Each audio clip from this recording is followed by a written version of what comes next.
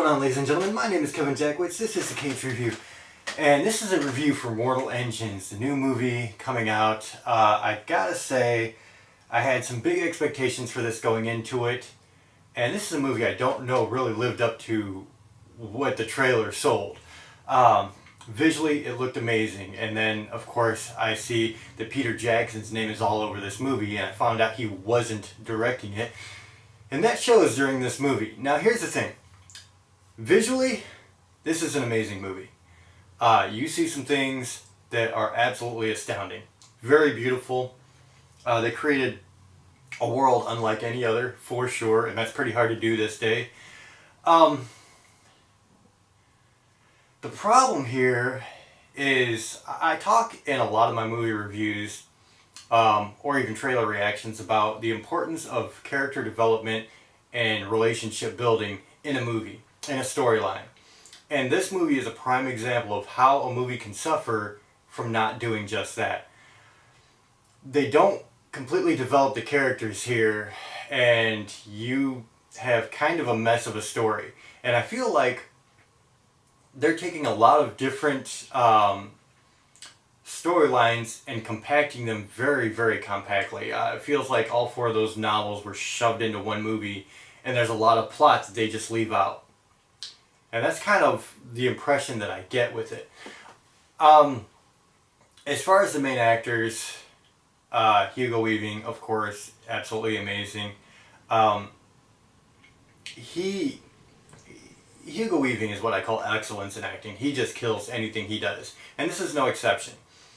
I think he was the highlight of the movie, to be very honest. And so you got this guy, he's playing Valentine, who is the main villain of the movie, and you have Hester Shaw, who I don't even know the actress. It's Hera, and I saw her last name, but it's something I can't even pronounce.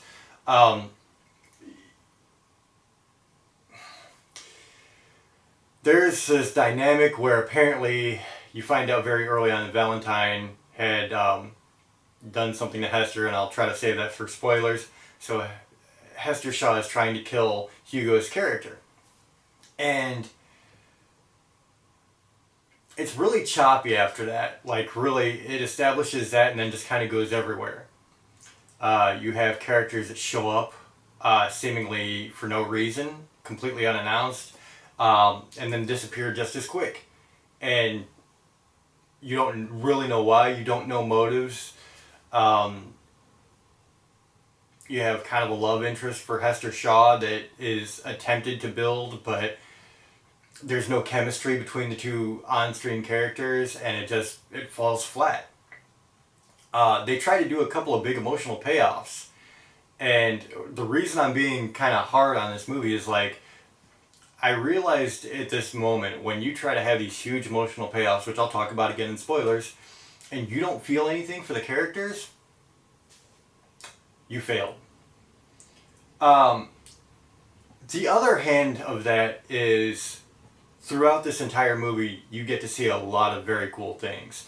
It starts out with a bunch of cities. They look like normal cities. And you have a scout that's looking out for, I forget what they call them, but so they're looking out and they find one, and what these are turn out to be these incredibly large moving cities. And so you see what these normal cities appear to be start like folding together into these huge mechanized cities on wheels. And so it was a very cool visual. It was a very cool way to establish what you're dealing with in the movie. And visually, like I said, it was amazing.